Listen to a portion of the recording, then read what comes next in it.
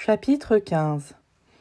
Alors des pharisiens et des scribes venus de Jérusalem s'approchent de Jésus et lui disent : « Pourquoi tes disciples transgressent-ils la tradition des anciens ?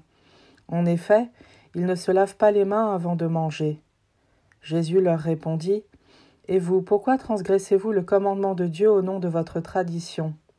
Car Dieu a dit : Honore ton père et ta mère, et encore, celui qui maudit son père ou sa mère sera mis à mort. Et vous, vous dites : supposons que quelqu'un déclare à son père ou à sa mère : les ressources qui m'auraient permis de t'aider sont un don réservé à Dieu. Dans ce cas, il n'aura plus à honorer son père ou sa mère. Ainsi vous avez annulé la parole de Dieu au nom de votre tradition.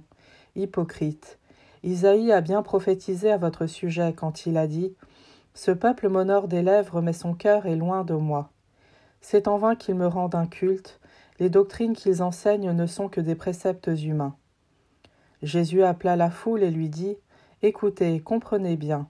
Ce n'est pas ce qui entre dans la bouche qui rend l'homme impur, mais ce qui sort de la bouche, voilà ce qui rend l'homme impur. » Alors les disciples s'approchèrent et lui dirent : « Sais-tu que les pharisiens ont été scandalisés en entendant cette parole ? » Il répondit : « Toute plante que mon Père du ciel n'a pas plantée sera arrachée.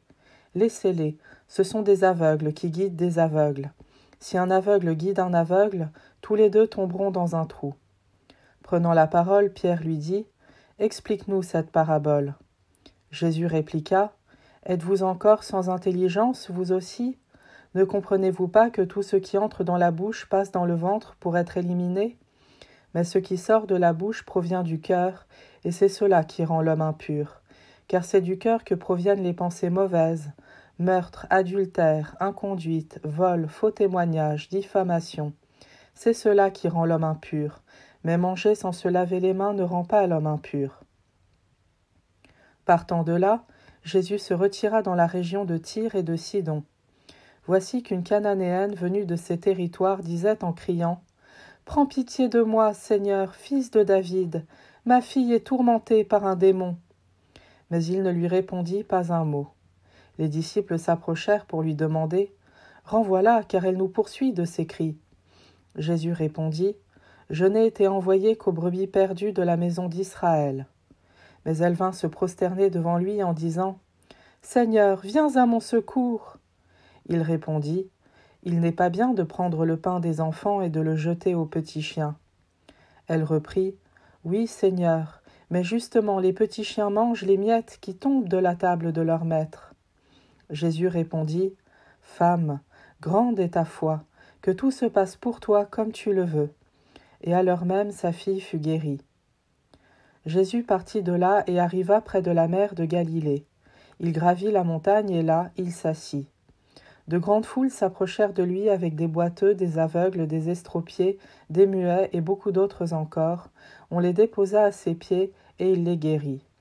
Alors la foule était dans l'admiration en voyant des muets qui parlaient, des estropiés rétablis, des boiteux qui marchaient, des aveugles qui voyaient, et ils rendirent gloire au Dieu d'Israël. Jésus appela ses disciples et leur dit : « Je suis saisi de compassion pour cette foule, car depuis 3 jours déjà ils restent auprès de moi et n'ont rien à manger. Je ne veux pas les renvoyer à jeun, ils pourraient défaillir en chemin. » Les disciples lui disent : « Où trouverons-nous dans un désert assez de pain pour rassasier une telle foule ? » Jésus leur demanda : « Combien de pain avez-vous ? » Ils dirent : 7, et quelques petits poissons. Alors il ordonna à la foule de s'asseoir par terre. Il prit les 7 pains et les poissons, rendant grâce, il les rompit, et il les donnait aux disciples et les disciples aux foules. Tous mangèrent et furent rassasiés. On ramassa les morceaux qui restaient, cela faisait 7 corbeilles pleines. Or, ceux qui avaient mangé étaient 4000, sans compter les femmes et les enfants. Après avoir renvoyé la foule, Jésus monta dans la barque et alla dans le territoire de Magadane.